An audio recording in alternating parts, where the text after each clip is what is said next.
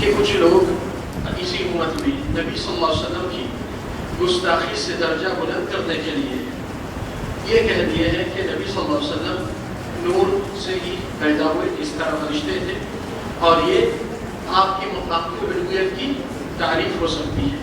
تو یہاں پر آپ کے سامنے دلائل ہے نبی صلی اللہ علیہ وسلم کی بشریت کی، تو اس معاملے میں آپ کی کچھ دلیل اگر موجود ہے تو پیش کیجیے اور یہ حجت کو مضبوط کیجیے۔ جو بھی سوال کا جواب دے جی جزاک اللہ۔ کدھر نہیں آیا؟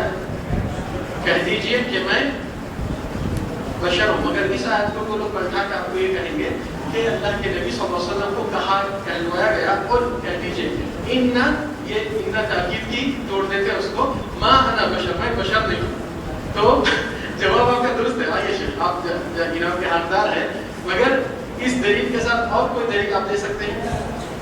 کچھ اور دلیل بھی ہے آپ کے پاس؟ آپ کی انعام کا حقدار تو ہے نا انشاءاللہ۔ یہ سورہ کہف کی آیت نمبر 110 ہے، اسی آیت میں اسی کا ہی جواب ہے۔ جب وہ کہتے ہیں کہ انما انا میں بشر نہیں ہوں، تو اس کے بعد کی آیت میں یوحا الی انما الہکم، کہ تمہارا رب ایک رب نہیں ہے کیا؟ تو اسی کے اندر ہی جواب آپ کو مل جاتا ہے۔ اور جواب بشریت کا یہ ہے، عقلی جواب، کہ آپ کہہ دیجئے کہ تھوڑی دیر کے لیے ہم نے آپ کے ساتھ مانا کہ نبی نور سے ہے، بشر خاکی کے مٹی کے نہیں ہے۔ تو اللہ تعالیٰ کے پاس تین مخلوقات کے، ایک مٹی خاکی آدم اور ان کی اولاد، اور ایک نورانی فرشتے ملائکہ، اور ایک ناری شیاطین اور جن۔ تو اللہ تعالیٰ نے نوریوں کو، ناریوں کو حکم دیا سجدہ کیجئے خاکی کے ساتھ۔ اگر نبی کو نور میں ڈال دیا تو نبی آدم کے سامنے جھکے، ہے نہیں؟ بات بشریت سے اور رسوا ہو جاتے ہیں نوریت میں ڈالنے سے، اور نبی صلی اللہ علیہ وسلم کی کوئی ایسی بات نہیں، بلکہ نبی صلی اللہ علیہ وسلم کئی احادیث میں انما انا بشر۔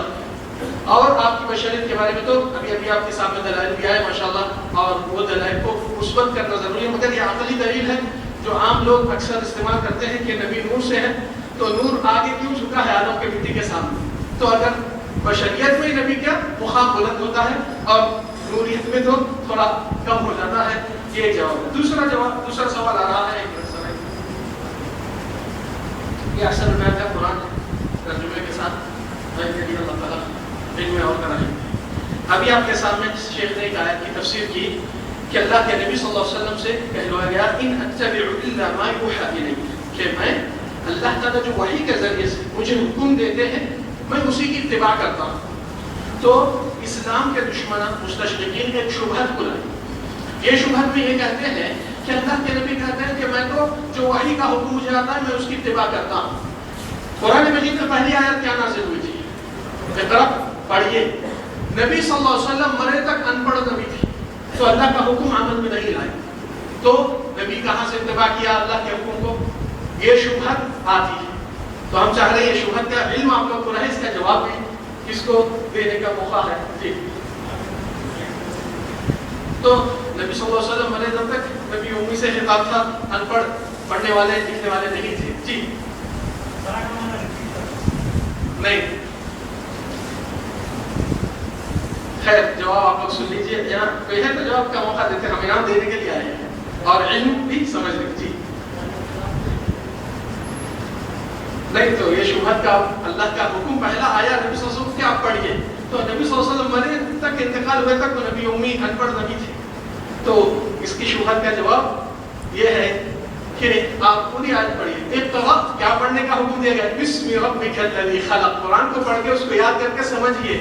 تو نبی صلی اللہ علیہ وسلم ہر سال قرآن مدارسہ کرتے تھے جبریل کے ساتھ رمضان میں، وہی چیز پڑھنے کا تھا، پڑھ لیے، اس کو حفظ بھی کیے، انتقال ہوا سسرال، وہ 2 مرتبہ مدارسہ کر کے پورا حکم نے اپنایا۔ اللہ تعالیٰ دنیا کا پڑھائی کا نہیں، یہ دین اور آخرت جس میں ساری دنیا اور آخرت کی خزانے کی علم کی روشنی موجود ہے، اور اللہ کے نبی نے پورے حکم کو مکمل کیا۔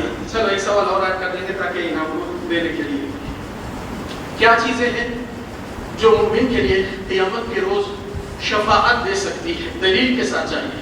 وہ بہت سے ہیں چیزیں، مگر اس میں سے 5 چیزوں کا ذکر کیجیے یا جاننا دلیل کے ساتھ، کیا کیا چیز آپ کے حق میں شفاعت دے سکتی ہے مومنین کے لیے قیامت کے دن۔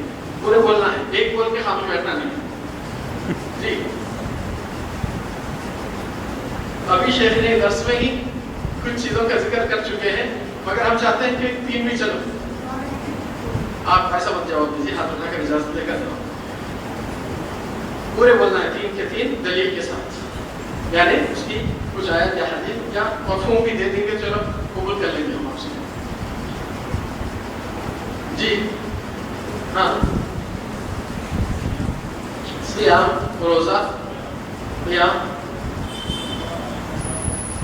कुरान, बहुत सी चीज़ें हैं। इंसान का रोज़ा, इंसान की नमाज, क़ियामुल लैल, इंसान के कुरान, जैसा कि हत्ता के इंडिविजुअल सूरा भी, जैसा कि नबी सल्लल्लाहु अलैहि वसल्लम अबू दाऊद की हदीस में है, मिनल कुरान 30 आया, कुरान में 30 आयत है।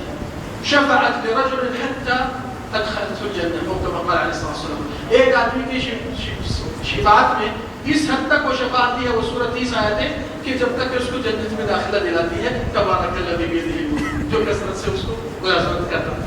और इसी तरह और एक अजीब चीज़ है जो शेख अभी जिक्र किए थे कि दोस्त के ताल्लुक से आपको मालूम होना चाहिए, ईमान वाले दोस्त जब दोस्ती अल्लाह के लिए करते हैं, ये लोग भी क़यामत के रोज़ अपने दोस्तों को शफाअत देने के लिए इजाज़त इनको मिलती है। काफिरीन अपने दोस्तों को देखकर और उनकी बचत नहीं होने की वजह से देखते हैं कि गुनाहों में जो पड़े हैं ईमान वाले, उनका दोस्त आकर इनको निकालता है, तो अल्लाह ताला फरमाए कि वो लोग उस वक्त कहते हैं देखकर, क़ालू फमा लना मिन शाफ़िईन वला सदीक़िन हमीम, हमारा कोई जिगरी दोस्त नहीं था जो हमको आज यहाँ से निकाल सकता।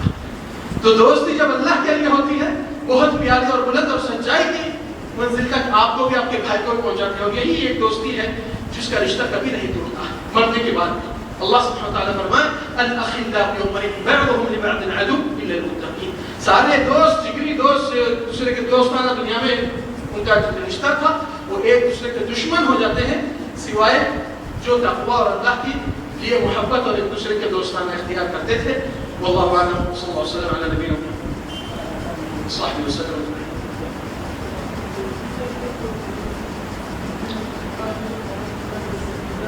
जी जज़ाकल्लाह खैर, यानी अल्लाह के लिए मोहब्बत करना और अल्लाह के लिए नफरत करना, ये दोस्तों में अल्लाह की रज़ा के लिए होती है इंशाअल्लाह।